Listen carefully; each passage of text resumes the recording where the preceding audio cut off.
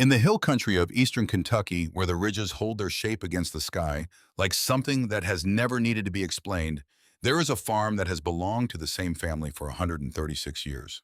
The hollow is quiet in October. The timber on the ridge has gone the color of rusted iron. The pond behind the barn sits still and gray, the way it has always sat, fed from below, giving nothing away. A woman stands at the water's edge in rubber boots. She is 58 years old. She has run this land alone for 3 years. She has a notebook in her memory and a single line written in her dead husband's hand. And that line has been keeping her awake since the first summer the cattle stopped drinking from this water. The excavator idles behind her. The neighbors have gathered at the fence to watch her fail. She gives the signal. The water begins to move, and underneath it something has been waiting. The excavator arrived on a Tuesday morning in early October when the ridge behind Hollow Creek Farm had gone the color of rusted iron and the air carried the first real bite of a Kentucky autumn.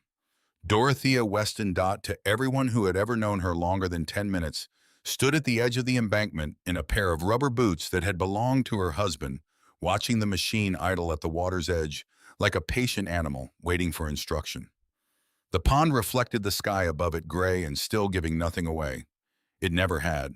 She had called the excavator company herself 3 weeks prior on a Wednesday afternoon while her coffee went cold on the kitchen counter. The man on the phone had asked twice whether she understood what draining a spring-fed pond entailed in terms of permits, environmental review, and county notification. She told him she had already filed the paperwork with the Harlan County Water and Soil Conservation Office. He took her credit card number without further comment.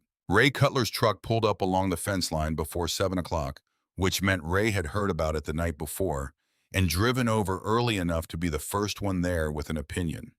He was 62, big through the shoulders, with a face that had spent 4 decades arguing with weather and mostly losing. He had farmed the land adjoining hers for 26 years, and in that time he had seen Weston make exactly 0 decisions that surprised him. Until this one. "You're pulling the plug on the only thing that never dried up in a drought." His voice carried across the water without effort, the way voices do when a man has spent his life calling to people across open fields. "Every creek in this county ran low in August. Your pond didn't lose an inch." 3 other trucks had parked behind his by then. Men recognized neighbors whose names she had known since before her children were born. They stood along the fence with coffee thermoses and the particular expression people wear when they have come to watch something go wrong. She did not answer Ray. She turned back to the water. Dale Hurst arrived at 7:15. He was the county's soil and water conservation officer, a careful, deliberate man of 54 who wore the same canvas jacket in every season and never said more than the situation required. He had processed her drainage permit application with the thoroughness of a man who had read every word of the relevant statutes, and he had called her twice before signing off to confirm she understood that disturbing a spring system without proper documentation could carry a fine of up to $4,000. She had told him she understood. He had signed the permit. Now he walked the bank in his measuring stride, noting things in a small notebook without sharing what he wrote. The excavator operator was a man named Warren Stuckey, local to the county, who also happened to be Dale's part-time assistant on larger land assessment projects. He had a calm about him that appreciated, the calm of someone who operated heavy machinery for a living and understood that patience was not a personality trait, but a professional requirement. He had asked her when they walked the site the previous week what she expected to find. "I don't know," she had told him. "That's why I'm looking." He had nodded as if that were a perfectly reasonable answer, which to his credit he seemed to believe it was. The morning held its cold. Frost had stiffened the cattails along the near bank, and they stood at attention in the pale light, like sentinels who had been standing there so long they had forgotten what they were guarding. The pond was roughly 3/4 of an acre, fed from below, not by runoff, not by any surface stream, but by a spring that surfaced in the deepest corner of the basin and had done so for as long as anyone in the county's memory could reach. Emmett Weston had told her once early in their marriage that the pond had never frozen solid in winter, not even in the bad year of 1994, when everything else in Harlan County had locked up for 6 weeks. The spring kept it just warm enough. Emmett had been gone 3 years this past February. She had found the notebook in the drawer of his bedside table 2 months after the funeral, while going through the things she had been putting off going through. Most of it was unremarkable notes about pasture rotation, a list of equipment repairs, phone numbers for suppliers whose businesses had long since changed hands or closed. She had read it page by page the way you read something written by someone who can no longer explain what they meant, looking for any fragment that felt like a message. It was near the back, written in the cramped and slightly sideways handwriting. He had always had a single line between two empty pages. Never touch the spring line. Father was clear on that. Nothing before it. Nothing after. Just the instruction delivered to no one in particular, preserved in ink, as if Emmett had written it down not to remember it, but to keep it from being forgotten when he was gone. His father had died when Emmett was in his 30s, his grandfather before that. Whatever the warning meant, the chain of explanation that might have accompanied it had been broken at least 2 generations back. Dot had sat on the edge of the bed with the notebook in her lap for a long time that afternoon, reading the line until the light changed in the room, and she realized an hour had passed. She had put the notebook in the top drawer of her own dresser under a folded scarf and left it there for 3 years while she ran the farm and paid the notes and managed the grief that grief requires, and occasionally in the quietest part of a summer evening thought about the pond. The smell had started 4 years ago. Not a strong smell, not the kind of thing a stranger walking the property would have noticed. But Dot had lived beside that water for 31 years, and she knew the way it smelled in every season. The July odor was wrong. Not rotten exactly, but sulfurous, faintly mineral, the kind of smell that made the back of your throat feel slightly coated. She had mentioned it to her veterinarian in passing during a routine visit for one of the older cows. He had crouched at the bank, sniffed, straightened up. Could be a natural fluctuation in the spring chemistry, he had said, which was a careful way of saying he didn't know. What confirmed her suspicion that something had changed was the cattle themselves. In all the years she had run the herd at Hollow Creek, the pond bank was a social destination, cows wading into their knees on hot afternoons, drinking in long, slow pulls. 4 summers ago, they had stopped going. Not all at once, not dramatically, but in the gradual way animals abandon a thing that has quietly become wrong. By July of that second year, the entire herd was making the uphill walk to the galvanized trough in the north pasture rather than crossing 50 yards of flat ground to reach the pond. Animals don't lie about what their bodies tell them. The county extension agent had shrugged. The well driller she had brought in to assess the situation had spent 20 minutes at the bank and told her ponds just went bad sometimes.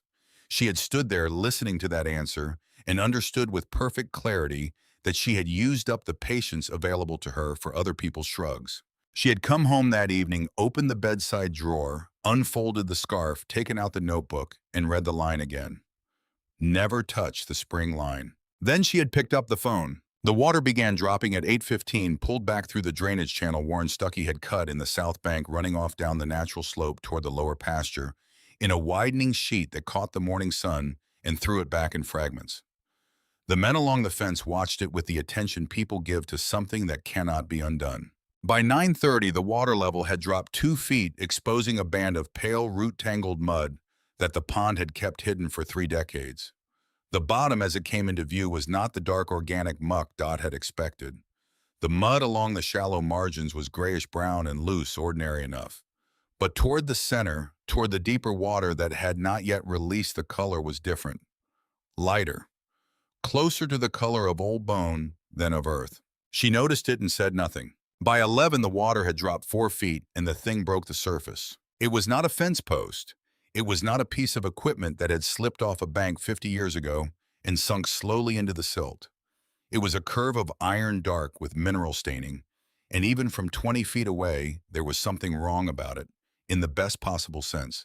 Wrong because the curve was too deliberate, the surface too worked, the line of it running straight down into the remaining water, with the intentionality of something placed rather than lost. Warren Stuckey cut the excavator's engine. The sound of the motor's absence was almost loud. Dale Hurst walked to the edge of the cut bank and crouched, reaching down to touch the exposed iron with 2 fingers. He wiped away a centimeter of silt and looked at what was underneath. He wiped away more. Then he stood up and looked at Dot with an expression she would later describe to her son as the look of a man revising everything he thought he understood about the morning. "This isn't farm plumbing," Dale said. "Someone engineered this." Nobody along the fence laughed. Ray Cutler took off his cap, looked at it as if he'd never seen it before, put it back on. The pipe, because it was a pipe, hand-riveted approximately 4 inches across, ran from the deepest point of the pond basin toward the base of the ridge behind the barn, not toward the lower pasture where any drainage would logically run, not toward the creek bed a quarter-mile to the east, toward the ridge. Uphill and inland in the direction that made no sense for water to travel unless it had been given a reason. Dot stood at the edge of the bank looking at it for a long time. The other men stood at a respectful distance. Whatever was happening here, it was happening to her, and they had enough country sense to understand that. Dale Hurst spent 20 minutes at the pipe before he spoke again. He confirmed the riveting was hand-done, not factory-pressed. The trench around the pipe, now visible as the last of the water drained away from it, was lined with fitted creek stone flat pieces selected for size, laid with care. Not thrown in. Fitted. This was not a farmer's improvised solution to a drainage problem. This was the work of someone who had thought it through. How old? Dot asked. Dale measured the scale of mineral deposit on the iron exterior, the depth of the stone-lined trench below the current grade. At a minimum 100 years, he said. Could be more. A lot more. She drove into town that afternoon, leaving Dale to supervise the site and Warren to hold the equipment. She parked on the main street, walked past the hardware store and the pharmacy with the faded sign, and pushed through the door of the county records building with the sense of a woman who had somewhere specific to be. Vera Puckett was behind the long counter in the archives room, sorting a stack of deed folders that had apparently been filed by someone with no organizational system whatsoever. She was 61 years old, had worked in county records for 19 years before retiring to volunteer status 3 years ago, and was the person Dot had called when Emmett's estate had needed to be settled. She had the institutional memory of a woman who had handled enough local history to understand that the documents in these folders were not just administrative records, they were the compressed version of people's lives and decisions. She looked up when Dot came through the door. She took in Dot's rubber boots still carrying traces of pond mud and the expression on her face. What happened? Vera said. I need the original land survey for Hollow Creek Farm.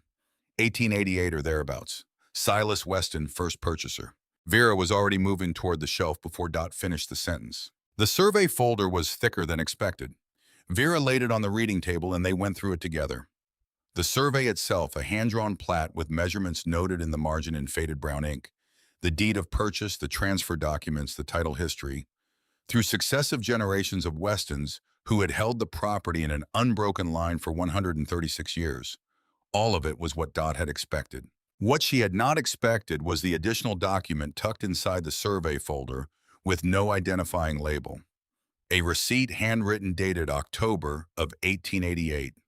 The same autumn Silas Weston had taken possession of the property.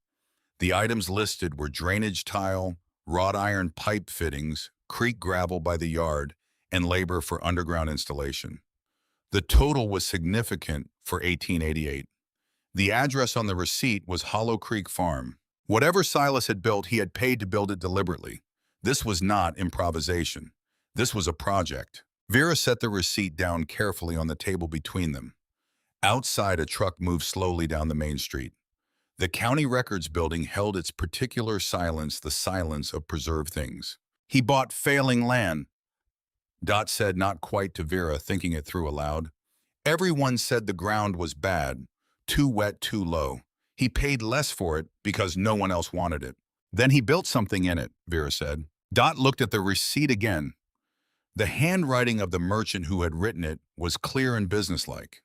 The handwriting of the man who had paid it, Silas's signature at the bottom, was the same cramped, slightly sideways script she had seen in Emmett's notebook. She recognized it immediately. The handwriting passed down through blood, generation to generation like a face. She asked Vera to look for any geological surveys of the immediate area from the period. Vera was gone 15 minutes. She returned with a flat folder thinner containing a survey filed not by the county, but by a private company, the Louisville and Nashville Railroad, dated 1885. The railroad had been assessing land throughout this part of the county for potential quarry and fill material during a period of track expansion. The survey was systematic and cold, the language of men looking at land as resource rather than home. Dot read it page by page. On the third page, the surveyor's notes described a low area in the hollow below. What would become Hollow Creek Farm, subsurface clay deposit observed in test bore. Pale coloration, significant iron staining throughout, not commercially viable for railroad application. The surveyor had dismissed it, moved on to the next parcel. Someone had made a notation in the margin of that page in pencil, light enough that it had nearly faded to invisibility. Dot tilted the page toward the window light to read it.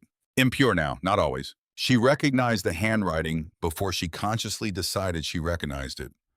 The same script, the same hand that had written "never touch the spring line" in a bedside notebook 40 years later. Silas Weston had read this survey before he bought the land.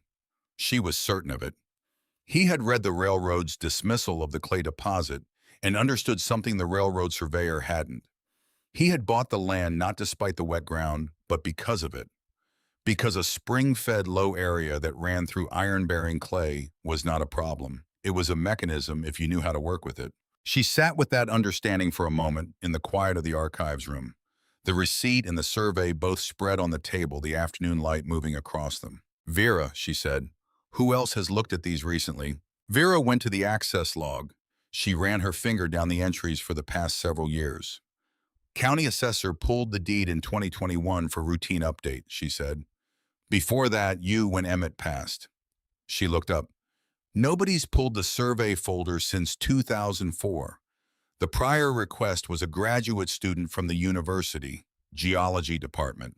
Dot looked at the survey, at Silas's handwriting in the margin, at the pencil notation that had nearly faded out of existence over a century of sitting in a folder nobody opened. She thought about the card in her mailbox. It had arrived 4 days ago, tucked between a phone bill and a farm supply.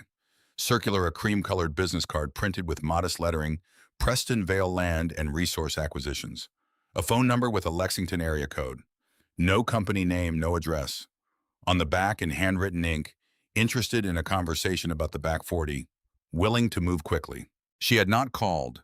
She had set the card on the kitchen table under the salt shaker and looked at it each morning while her coffee brewed, trying to understand exactly what it meant that a man in land acquisitions wanted to purchase 40 acres of her farm before anyone had officially determined what was underneath it. Nobody offered money for something they didn't already value. The question was how Preston Vale had come to value it before she had. She gathered the documents, carefully asked Vera to make copies of the receipt and the railroad survey page with Silas's notation, and drove back to the farm in the thinning afternoon light. Dale Hurst was still at the site when she returned. The pond was nearly empty, the last few inches of dark water pooling in the lowest depression of the basin. The pipe was fully exposed now, running from the basin's deepest point toward the ridge in a straight, deliberate line for as far as they had cleared.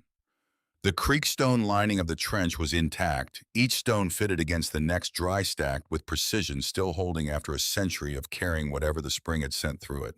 Dale had been photographing the trench lining with his phone, methodical in the way he did everything. He looked up when Dot approached. She showed him the receipt. He read it twice slowly and handed it back. "The gravel listed here," he said. "Drainage gravel for underground installation. That would be consistent with a filtration layer." He looked toward the pipe, toward the ridge. "The pipe doesn't just carry water. The trench around it is designed to filter whatever flows through it. Like a buried French drain, but the engineering is more deliberate than anything I've seen from this period." "Where does it go?" she asked. "That's what we need to follow tomorrow." He put his phone back in his jacket pocket. "There's something at the end of this line, Dot.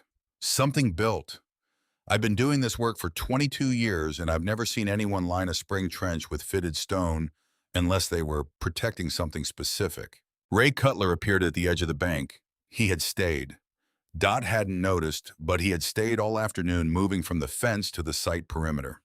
Gradually, the way a man approaches something he's been wrong about, carefully, so no one has to see him arrive. "If there's something down there," he said, not looking at either of them directly, looking at the exposed pipe and the stone-lined trench and the nearly empty basin, "then I want to be the first one to say I was wrong to laugh this morning." He paused. "I'm not saying I was wrong yet, but I want to be first if it comes to that." It was not an apology. It was the closest Ray Cutler was going to get to one before he had more information, which was Dot reflected more honest than most apologies she had received. She walked the bank after Dale left, after Ray drove home, after Warren Stuckey secured the excavator for the night and told her he'd be back at 7. She walked it in the last of the light, the empty basin opening below her, like a question whose dimensions she was only beginning to understand. The mud at the bottom caught what remained of the sunset and held it strangely, not brown, not gray, something lighter. The color of old bone, the color of something that had been buried long enough to become its own category. She crouched at the bank's edge and looked at it. The smell that had driven her to this moment, the sulfur-sweet edge that had bothered her through 4 July heat waves, was gone, now that the water was gone. Whatever had been producing it was part of the chemistry of the contained system, the spring meeting something in the deep clay, releasing it slowly into the water above. Something mineral, something that changed the water's character enough that her cattle had recognized it before any expert she'd consulted could. She thought about Emmett's notebook, about a man who had written down a rule without writing down its reason because he'd been raised to obey it without being given one. She thought about his father and his father's father, and Silas, at the beginning of the chain, a man who had bought bad ground and lined a trench with fitted creekstone and left a pencil notation in a railroad survey that only made sense if you were already looking. The card under the salt shaker was still on her kitchen table. She knew she would need to understand how Preston Vale had come to want this land before she understood what the land was worth. Those two things were connected. She could feel the connection without yet being able to name it. She stood up from the bank. The last light left the ridge and the hollow went dark in the quick way it does in October, the hills pulling the daylight down early. Her boots made small sounds in the mud as she walked back toward the barn. The farm was quiet. The cows had settled in for the night, their breathing low and rhythmic in the dark of the pasture.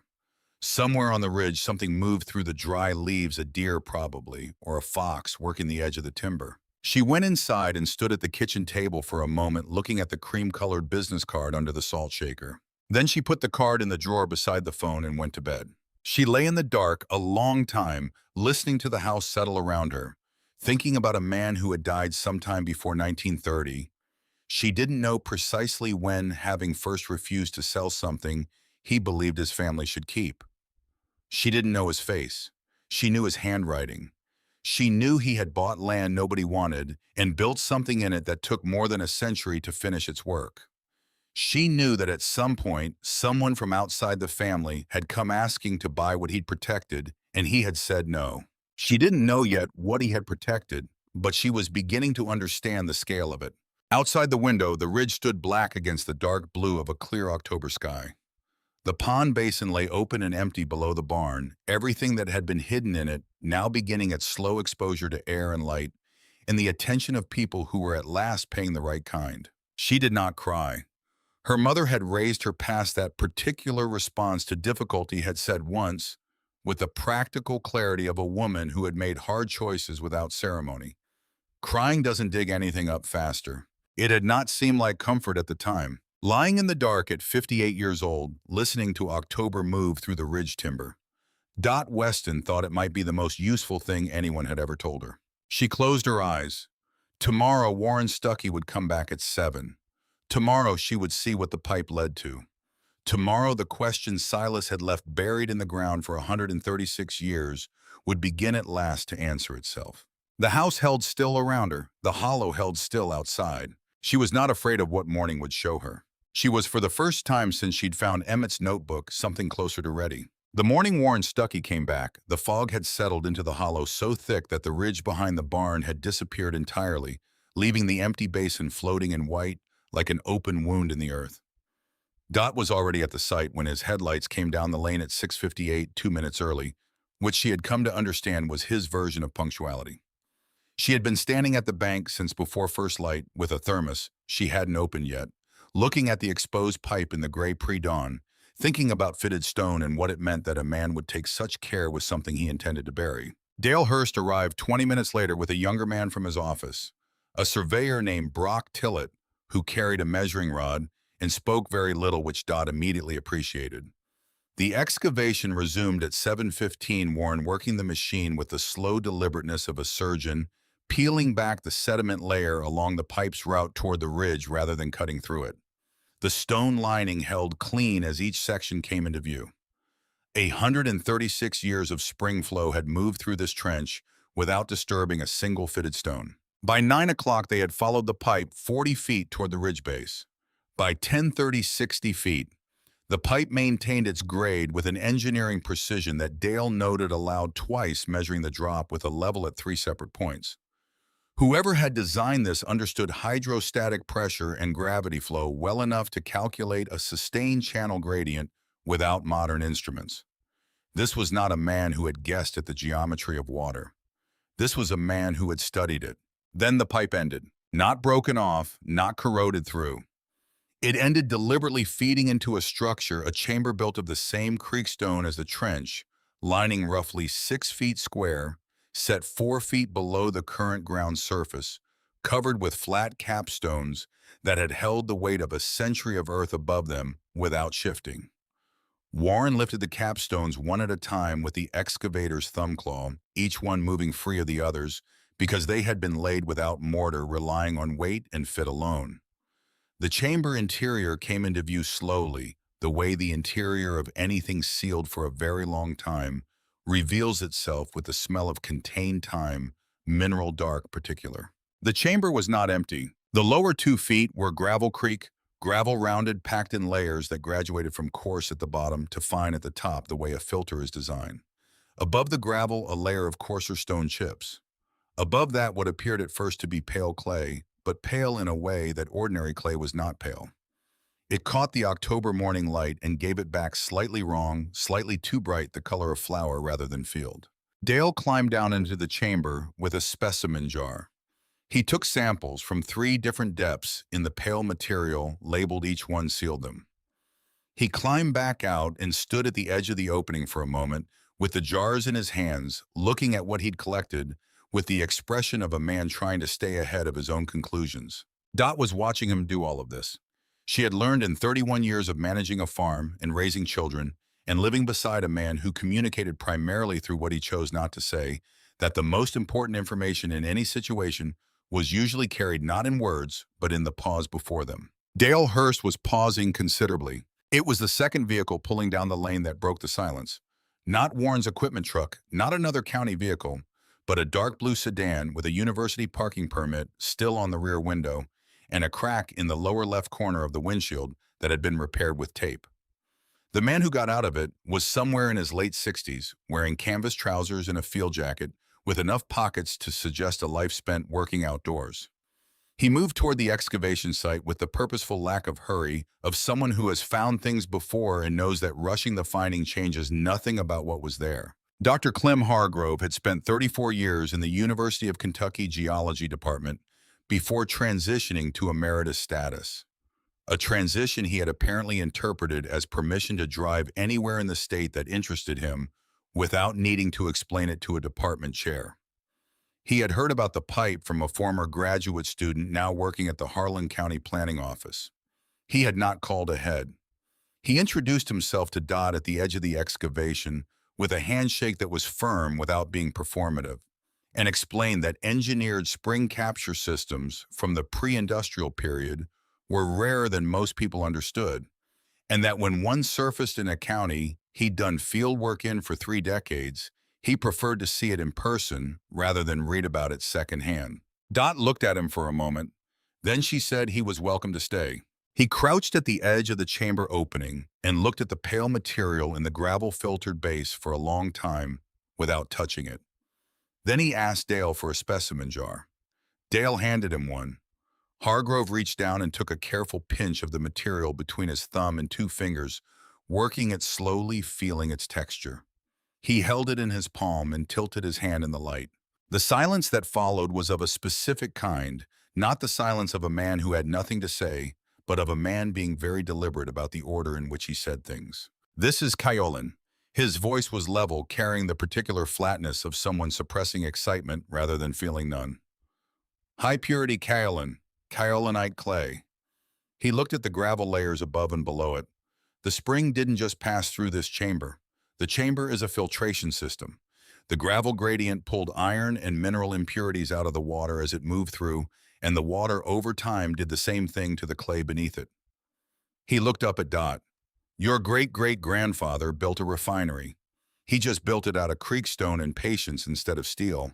Ray Cutler, who had appeared at the site again that morning without comment or invitation, standing at the perimeter in the same position he'd occupied the previous day, said nothing. But Dot heard him exhale. Hargrove explained it with the unhurried precision of a man who had spent decades translating the language of geology for audiences who had not spent decades learning it. Kaolinite formed through the long weathering of feldspar-rich rock under the right combination of groundwater acidity, temperature, and time, sometimes over thousands of years. Small deposits existed throughout this region, tucked in geological pockets where the right conditions had coincided. Most deposits were commercially marginal because iron staining throughout the clay made it costly to process. The iron had to be removed before the material was usable in ceramics, pharmaceuticals, specialty coatings.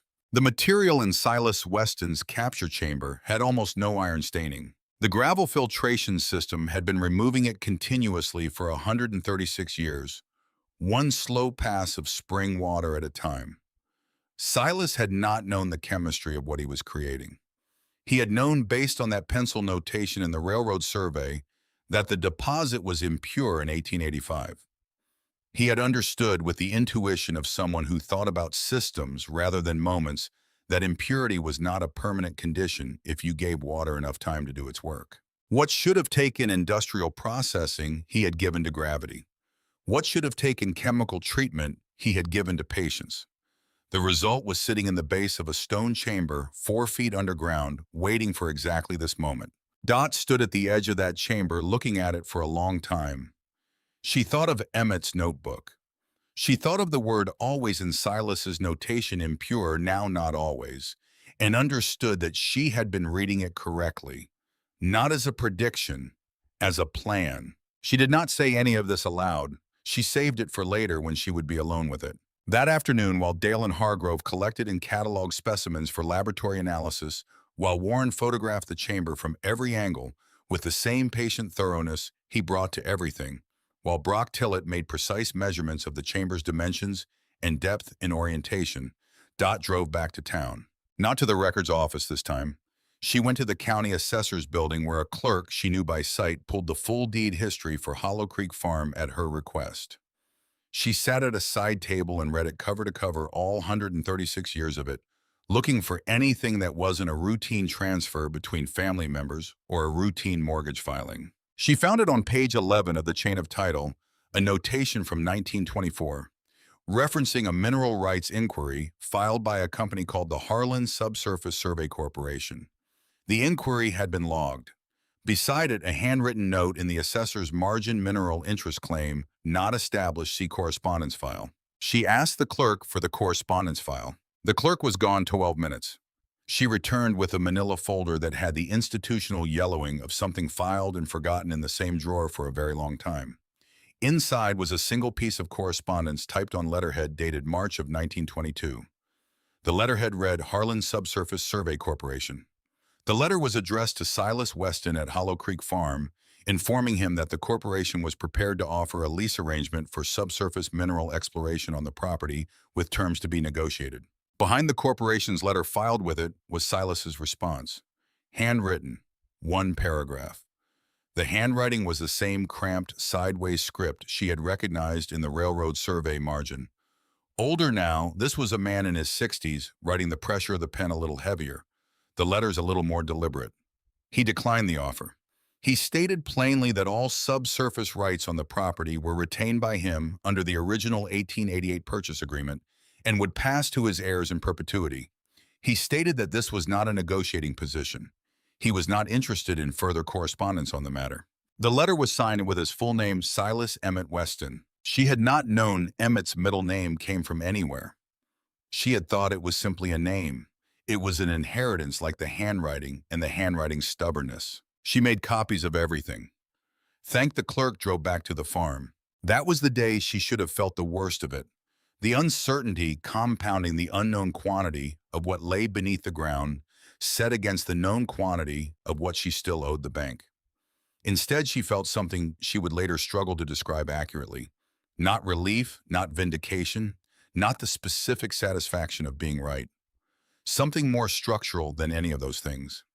The sensation of a foundation revealing itself beneath ground she'd been standing on for 31 years without knowing it was there. The letter from Gerald Marsh came 4 days later. It arrived by certified mail, which required her signature at the rural root box at the end of the lane. The envelope carried the return address of a law firm in Lexington Marsh Oben House in Collier. The attorney's name on the letterhead was Gerald Marsh. The letter was 3 pages dense with legal language that Dot read twice from beginning to end at the kitchen table with her reading glasses on. The substance of it, stripped of its professional architecture, was this Vantage Mineral Company, a Lexington-based resource acquisition firm, claimed an interest in the subsurface mineral rights of Hollow Creek Farm based on a chain of title transfers originating from the 1920s era Harlan Subsurface Survey Corporation. Vantage's position, as articulated by Marsh, was that the original 1888 reservation clause in the Weston deed was ambiguous in its scope, and that subsequent county records suggested the subsurface interest had changed hands in a manner that postdated Silas Weston's 1922 correspondence. Marsh informed Dot on behalf of his client that all excavation and extraction activities on the property should cease immediately pending resolution of the competing claim. Failure to comply would result in a formal injunction filing in Harlan County Circuit Court. The third page was a settlement proposal. Vantage offered to purchase the disputed mineral rights for a figure that 6 months ago would have felt significant to her. Now, sitting at the kitchen table, having spent a week learning what those rights contained, it felt like an insult dressed in careful language. She set the letter on the table and looked at it. Beside it was her most recent bank statement showing the North Pasture loan payment 11 days overdue. The bank had called twice.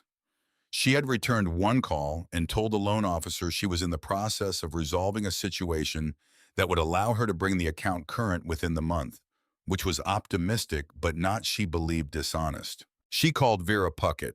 Vera came to the farm that evening with a casserole dish she set on the counter without comment, because Vera was from a generation that brought food when someone's life was difficult.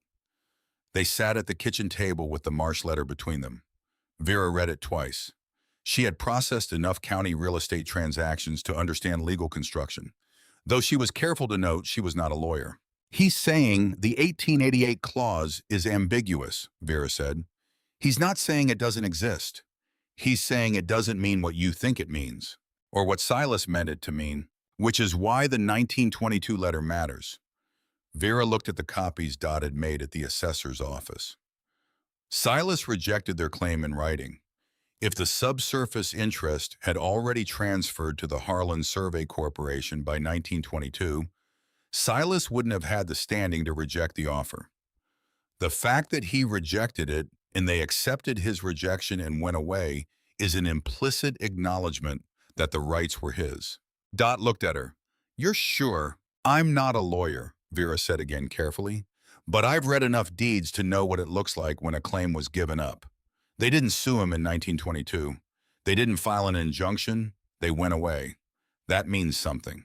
The following morning, Gerald Marsh appeared at the farm, not by appointment, not by courtesy call. His car, a silver vehicle, clean Lexington plates, came down the lane at 9 o'clock, and he got out wearing a gray suit that had not been bought in Harlan County. He was 50-something trim with the particular self-possession of a man accustomed to entering situations as the most legally informed person present. He introduced himself at the gate with a handshake. Dot did not decline.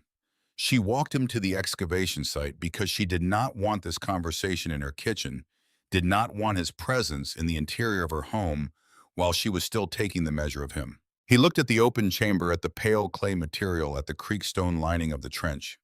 He looked at all of it with a careful, professional absence of visible reaction that was itself a kind of reaction. Then he turned to Dot with an expression calibrated to suggest reasonableness. "Mrs. Weston, I want to be direct with you. My client has a legitimate claim to what's in this ground. The value of this deposit, assuming the laboratory results confirm what preliminary observation suggests, is significant. Litigation is expensive, it's slow, it's damaging to everyone involved. My client is prepared to be very fair. He let that sit for a moment. Accept a settlement before this gets complicated. That's not a threat, it's practical advice. Dot looked at him for a moment, at the stone chamber behind him.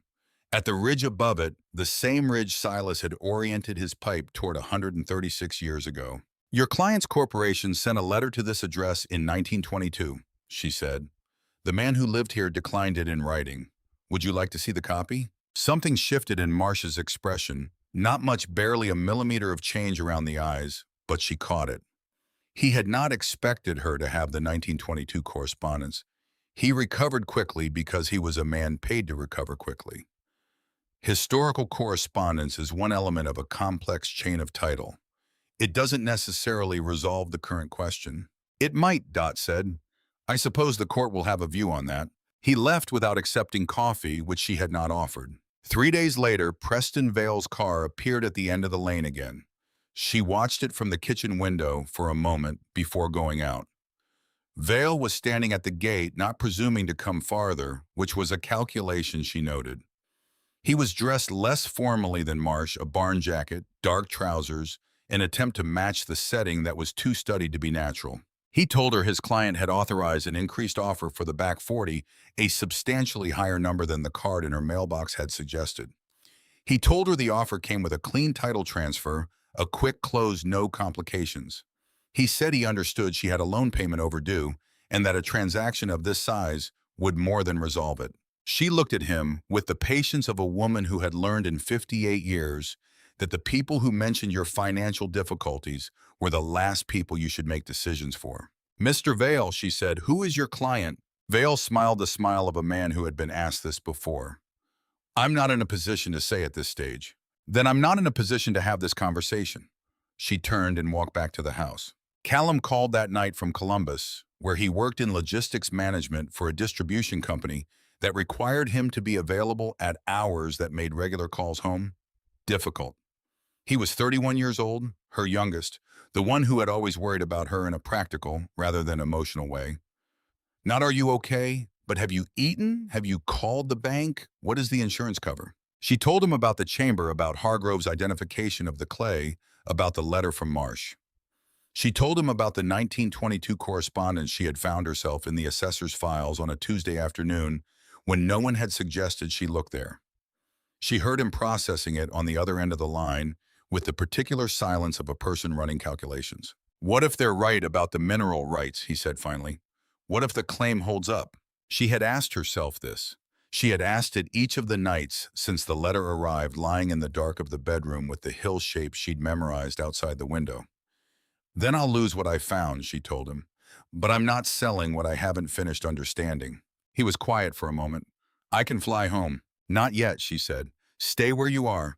There's nothing here that needs two of us yet. She said yet deliberately so he would hear it. The storm arrived 4 days after that, without the particular drama that bad weather sometimes announced. The forecast had mentioned a slow-moving system. What it delivered was 5 inches of rain in 18 hours, beginning at midnight, steady rather than violent, the kind of rain that gets into everything because it has all the time in the world. Dot was up at 2 in the morning when she heard the water running differently than it should.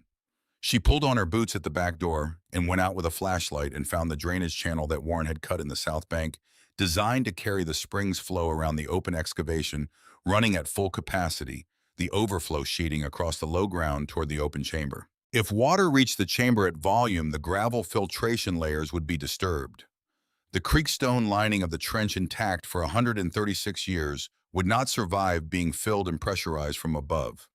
One night of careless rain could undo what Silas had spent a decade building and a century refining. She called Dale Hurst at 2:15.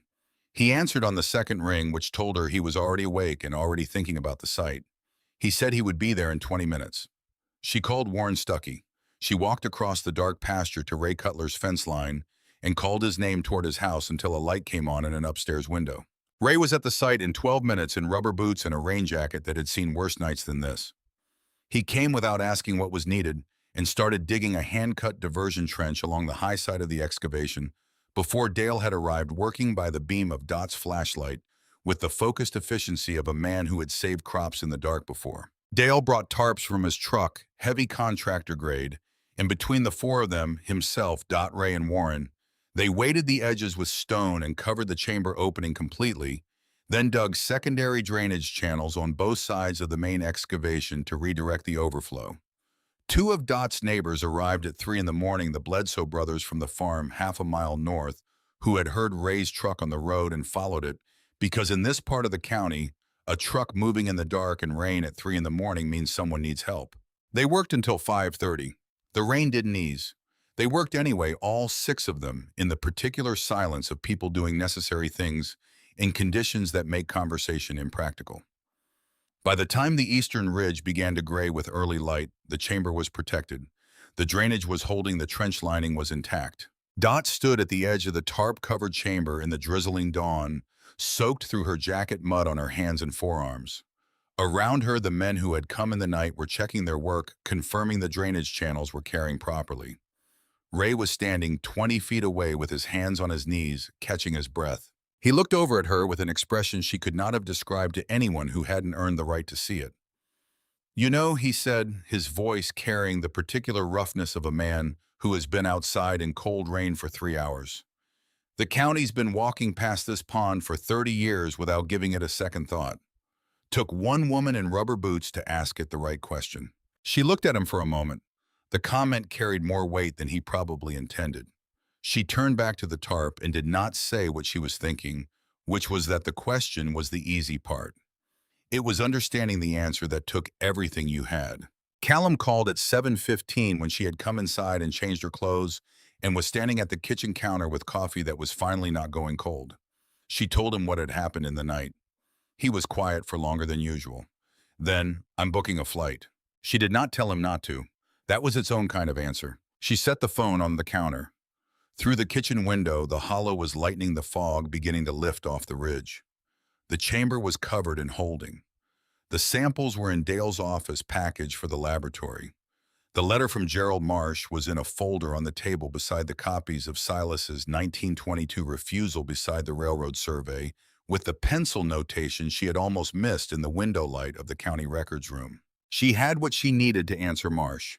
She had found it herself, page by page in folders nobody had opened in decades. What she did not yet have was confirmation from a laboratory about exactly what she was defending. That was coming. She drank her coffee, standing at the window, watching the hollow come back into visibility as the fog lifted. The ridge reappeared first, then the barn roof, then the tarp-covered chamber at the edge of the empty basin blue against the pale mud. Marsh had set a 10-day deadline for her response to his settlement proposal. 9 days remained. The bank would call again before that.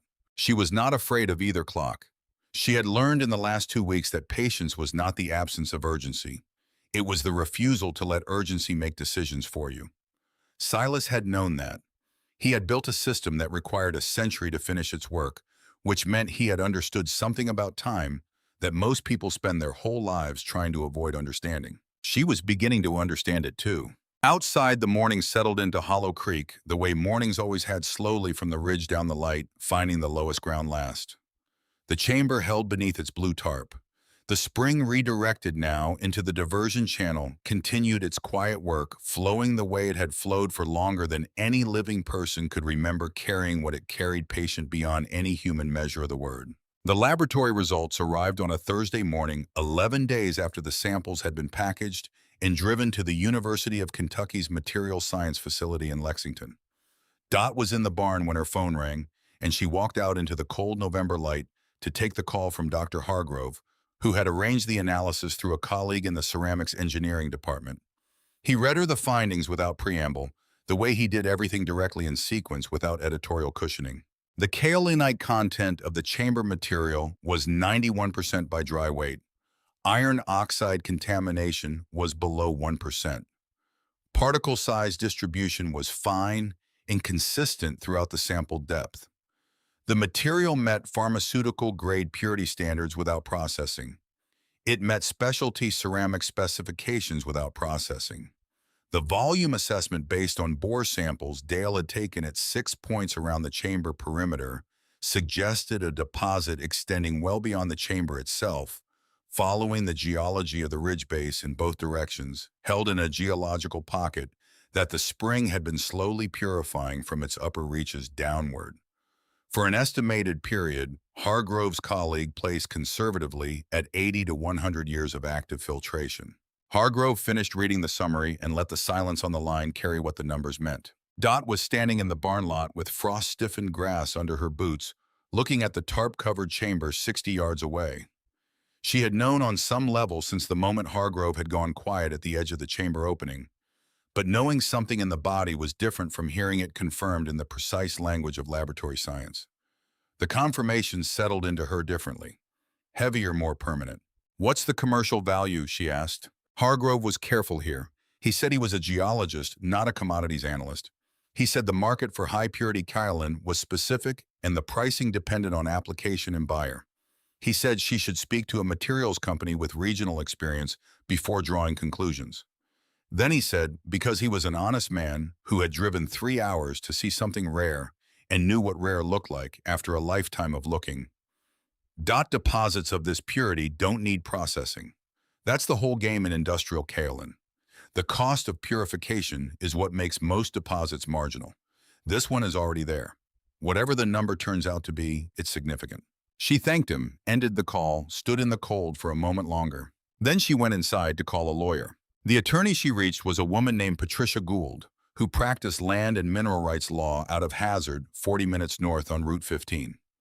Dot had gotten her name from Dale Hurst, who had dealt with her on a county drainage easement dispute the previous year.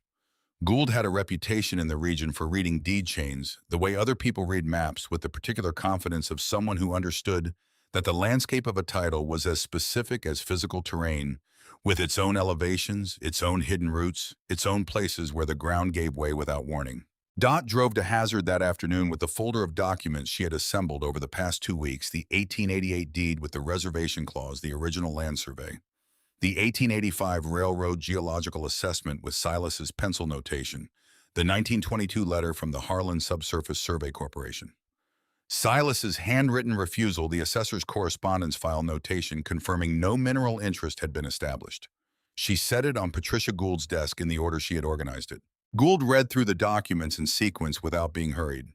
She asked 2 questions during the reading, precise technical questions about the location of the assessor's notation relative to the deed filing date, about the exact language of the reservation clause. She took notes in a small spiral notebook with a pen that clicked when she pressed the top. When she finished, she set the folder aside, capped the pen, looked at Dot across the desk. "Marsh's argument is that the reservation clause is ambiguous," Gould said. "His client's position requires the court to interpret that ambiguity in Vantage's favor.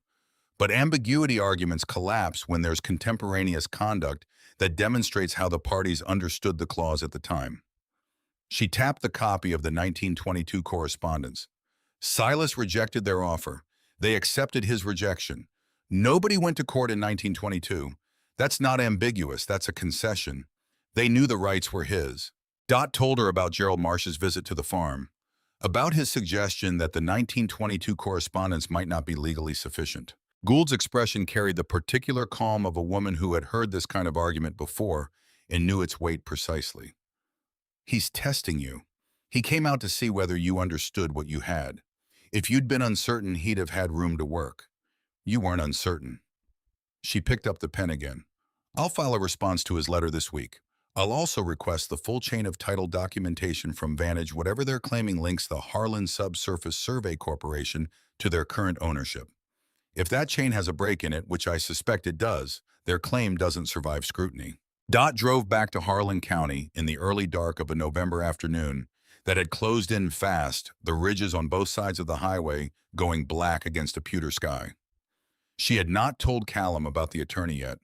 She had not told him about the lab results either.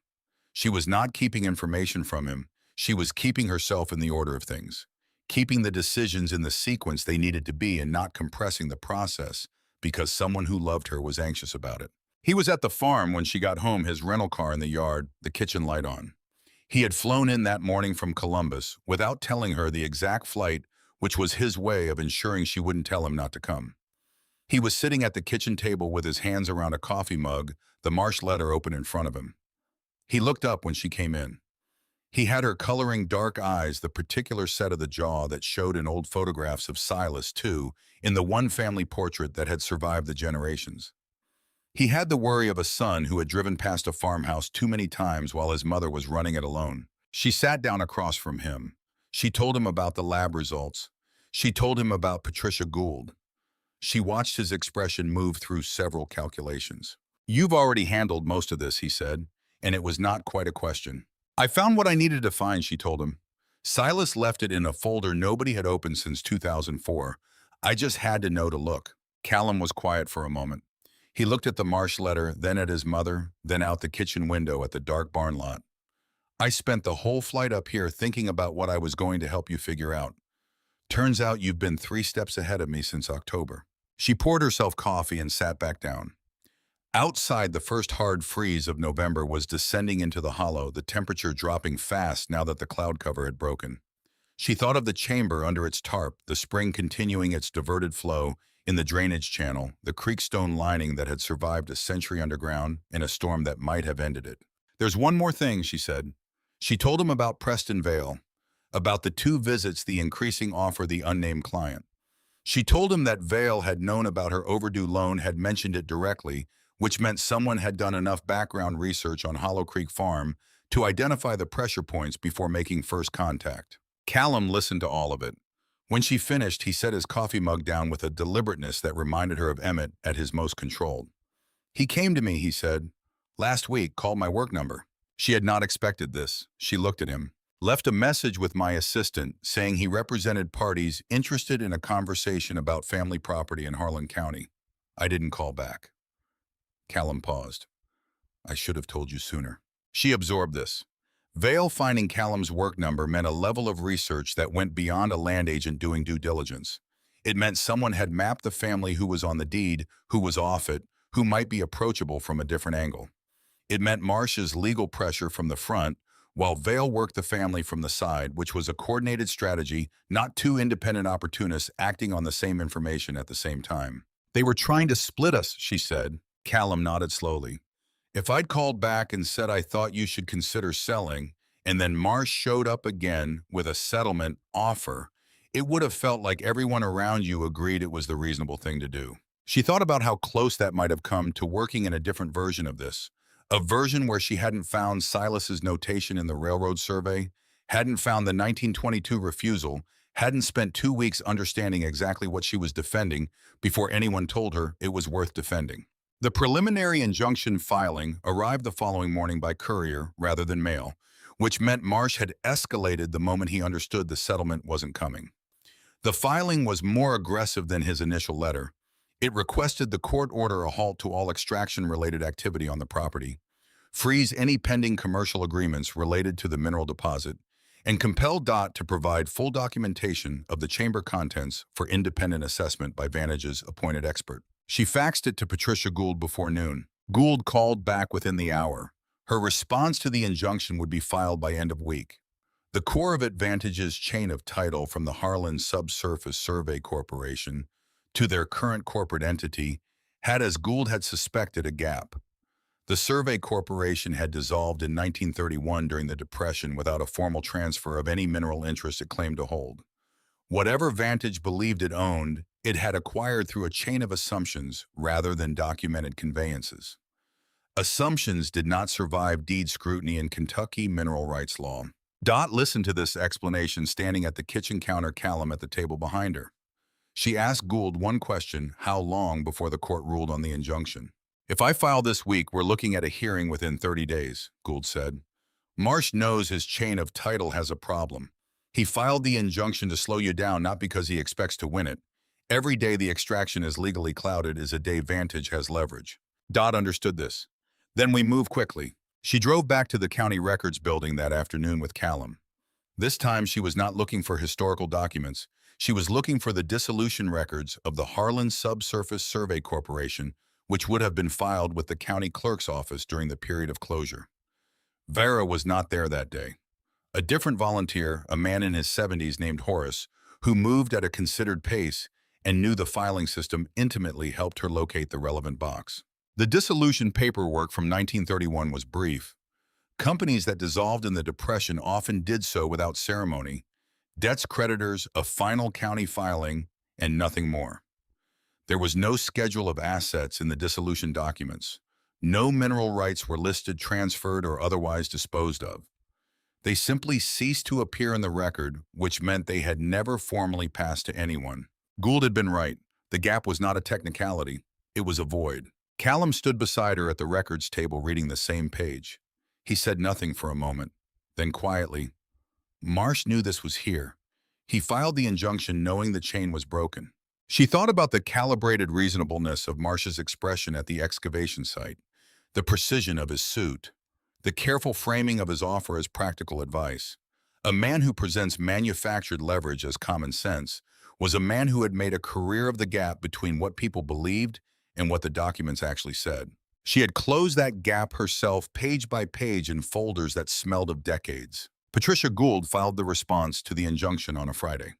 The following week existed in the particular suspension of a situation waiting for consequence, the specific stillness after a move has been made and before its outcome is known.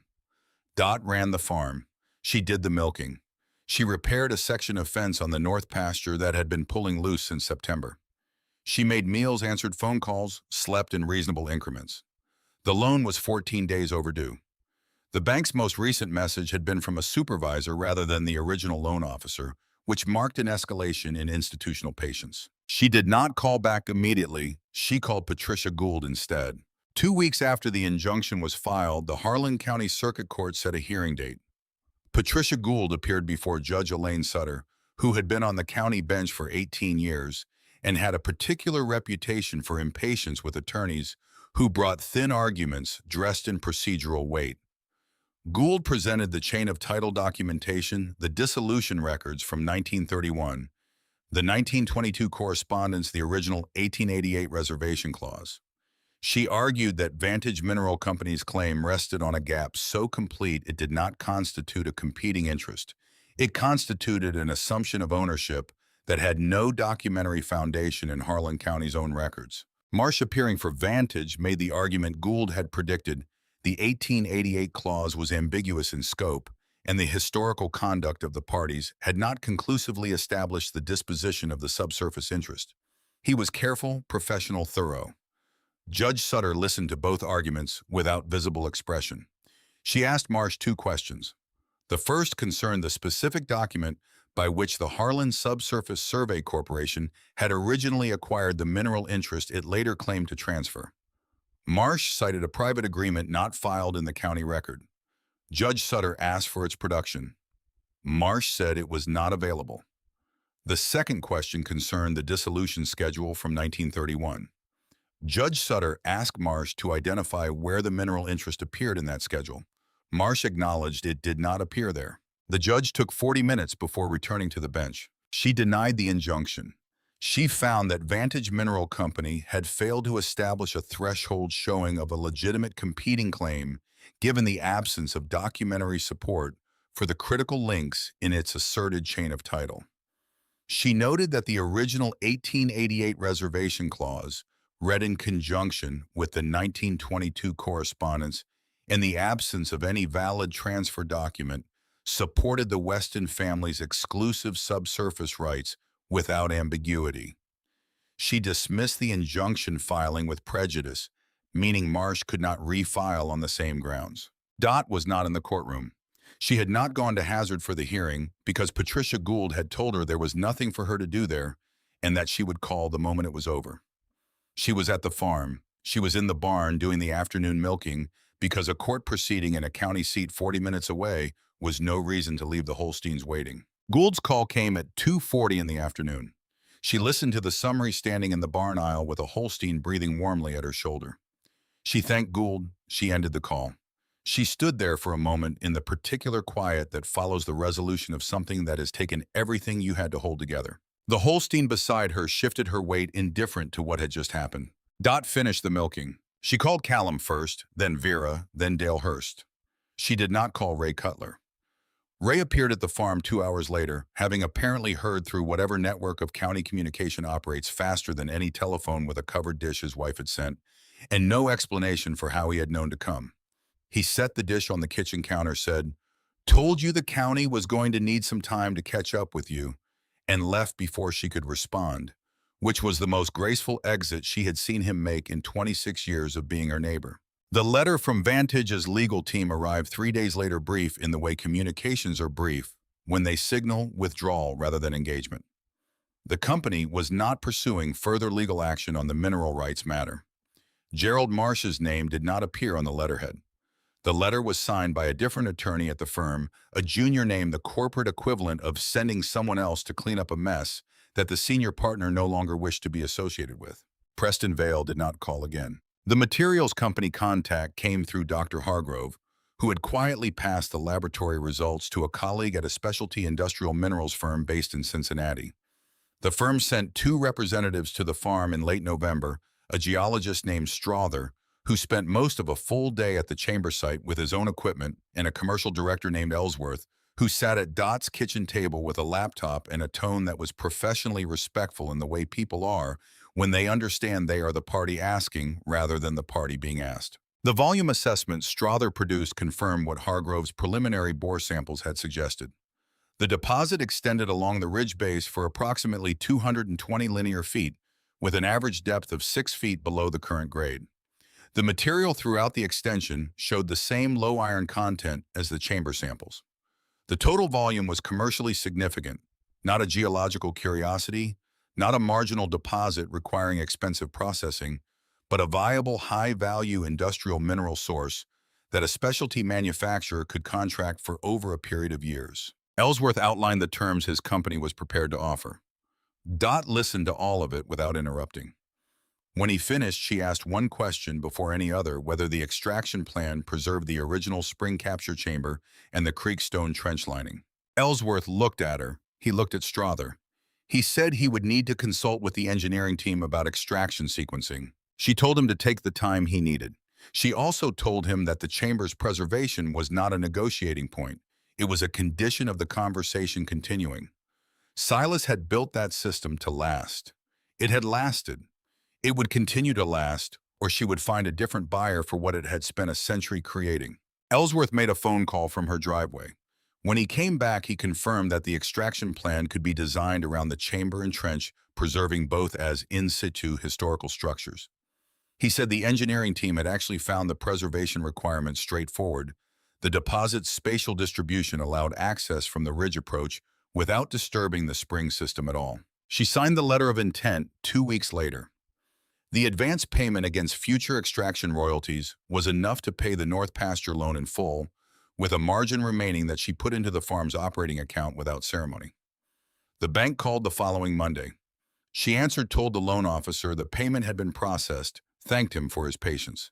He was professional about it, which was all she required. It was Hargrove who found the last piece. He had returned to the site in early December to help Strother's team document the chamber's structure before any extraction activity modified the surrounding terrain, and in the course of that work, he had asked to see the original railroad survey, again, the 1885 document, with Silas's pencil notation in the margin. Dot brought it to the site from the folder where she kept her copies. Hargrove held it in the December light, the cold making his breath visible in small clouds. He was looking at the page with the kind of attention he brought to rock faces and core samples, not reading it, but studying it, tracking it the way you track something that might show more than it first appeared to. He turned the page slightly in the light. Along the bottom margin below the line, Dot had found impure. Now, not always there was a second notation she had missed entirely.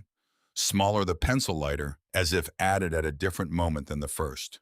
She had to lean close to see it. Water will do what time allows. She straightened up. Hargrove was watching her with the quiet expression of a man who had been carrying this for the hour since he found it, waiting to see it land on the right person. She read it again. A man standing in a hollow in 1885 looking at a railroad surveyor's dismissal of his land writing, 6 words that contained an entire plan. A plan that would not complete itself in his lifetime, or his children's lifetime, or his grandchildren's. A plan that required no one to understand it, only to protect it. Never touch the spring line. A rule without a reason, because the reason would not be visible for 136 years. He knew, Dot said, not loudly, not with particular inflection, Just the recognition of a thing that had been true for a very long time, finally being said aloud. Hargrove nodded. He knew the spring's chemistry would do the work. He didn't know how long it would take. He built the system, protected the rights, told his heirs not to interfere, and trusted that someone would eventually be standing where you're standing and know what they were looking at. She looked at the notation for a long moment. She thought of Emmett copying down the rule without the reason, faithful to a chain of protection that had passed through 4 generations of men who had kept a promise they didn't fully understand. She thought of herself standing at the edge of the bank in October in Emmett's rubber boots, watching water she decided to drain while the county stood at her fence and laughed. She was not the discovery. She was the last condition. The plan required someone patient enough to ask why the smell was wrong, stubborn enough to keep asking when everyone around her had stopped. The pond was rebuilt in January. Warren Stuckey handled the reconstruction of the South Bank, and the restoration of the spring surface flow, this time with proper drainage architecture that would allow the chamber system to continue operating undisturbed below.